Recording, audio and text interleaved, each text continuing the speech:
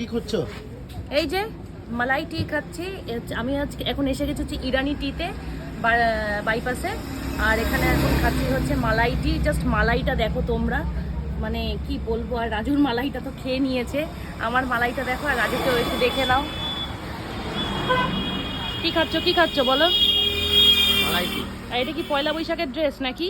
হ্যাঁ, এটা আমাকে ও দিয়েছে, ব্যাকেও আছে। Look at my back. খুব সুন্দর লাগছে সাদার মধ্যে।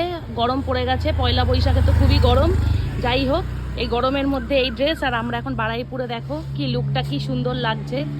রাস্তাটা ফাঁকা ফাঁকা ফাঁকা ফাঁকা, দেখো দূর দূর তাক কেউ নেই, কোনো গাড়ি নেই।